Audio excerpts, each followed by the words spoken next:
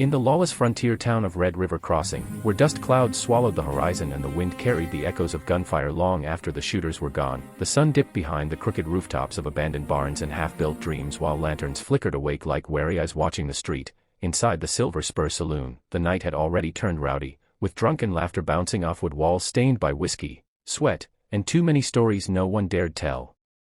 And just as the piano man played a clumsy tune meant to drown out the building tension, the saloon doors burst open, slamming against the frame like thunder, and two outlaws stumbled in, dragging a young woman by force, her boots scraping helplessly across the floorboards as she clawed for balance, her breath sharp and panicked, though the crowd barely looked up from their drinks, some too scared to interfere and others too entertained to care. The leader of the two grabbed her by the arm, yanking her toward the back room where no sound escaped, and despite the dim lantern light, the fear in her eyes burned bright enough to silence the music itself. But before the outlaws could shove her through the doorway, the doors to the saloon creaked open again, and this time the room fell into an uneasy stillness as Dawson walked in, a tall, broad-shouldered cowboy with dust on his coat, shadows in his eyes, and a reputation that traveled faster than his horse ever could. Cole had only come into town seeking a warm meal and a quiet drink after a long, bitter ride across the desert. Yet the sight before him, the kind he'd witnessed too many times, the kind that had taken someone he loved long ago, made him freeze, then burn, then walk forward with a purpose that drew every gaze in the room. The outlaw holding the woman sneered, jabbing a finger at Cole as he growled, "Ain't your business, cowboy." But Cole didn't need to raise his voice to reply, "It is now," and with that calm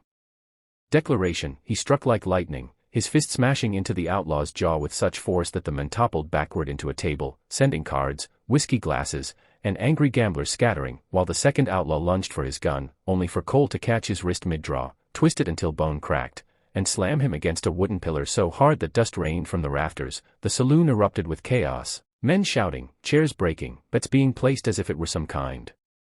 of sport, but Cole ignored it all, turning his attention to the trembling woman, his voice steady as he murmured, "You're safe now, ma'am," and reaching out a hand that was firm yet gentle, the kind that had known both war and mercy. She hesitated, unsure if this was another trick of fate, but when she placed her hand in his, something strong and reassuring wrapped around her fear, and he guided her toward the door. But they got only a few steps before the entire building seemed to freeze in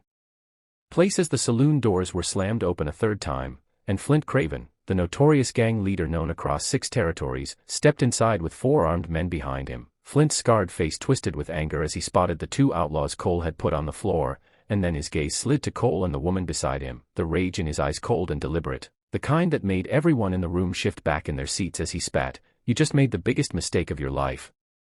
Dawson," and Cole replied with a quiet steel, "I've made bigger," as he positioned himself between Flint's men and the woman. Guns were drawn, boots scraped against the floor, and the tension snapped like a pulled too tight rope as the first gunshot exploded through the room. Cole tackled the woman behind an overturned table as bullets tore splinters from the walls, and he rolled to his feet with his revolver already drawn, firing back with the speed and precision that had made him both respected and feared across the frontier. One of Flint's men went down immediately, another lost his gun to a clean shot that blasted it from his hand, and the third ducked behind the bar shouting curses, but the fourth charged straight at Cole with a knife, only to be caught with a boot to the chest that sent him crashing backward through a chair. The saloon shook with the storm of violence, lanterns swung wildly from their chains, whiskey spilled across the floor like rain, and all the while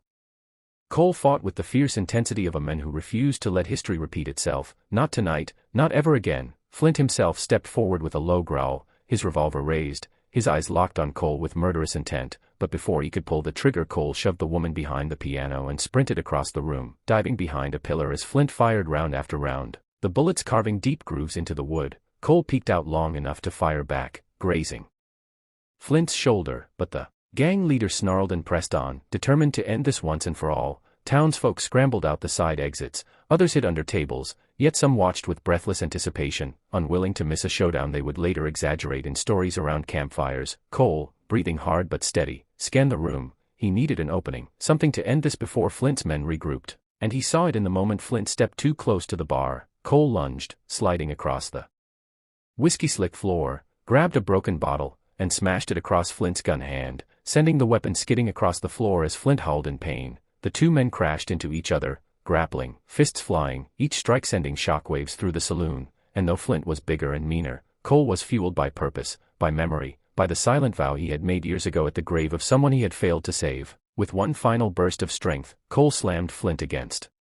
the bar and pinned him down just as the sheriff burst into the saloon with 3 deputies, guns drawn, ordering everyone to freeze. Cole stepped back, breathing hard, as Flint was dragged away screaming threats of revenge, and the sheriff, recognizing Cole at once, nodded with a grateful respect before turning his attention to the wrecked saloon. Cole ignored the noise, the dust, the broken furniture. His eyes were searching only for the woman, and when he found her standing beside the piano,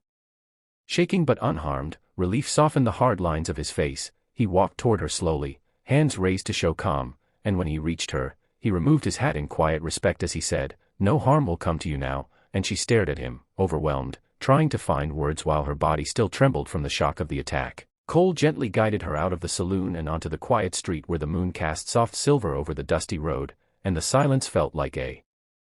blessing after the chaos inside. He asked if she had somewhere safe to go, and though she managed a small nod, he noticed the uncertainty in her eyes, the loneliness, the lingering fear, and he decided to walk her there, keeping a protective distance but never letting her out of sight, because Cole Dawson was not the kind of man who saved someone only to leave them vulnerable afterward. As they walked through the calm night, past shuttered windows and sleeping horses tied to posts, she gathered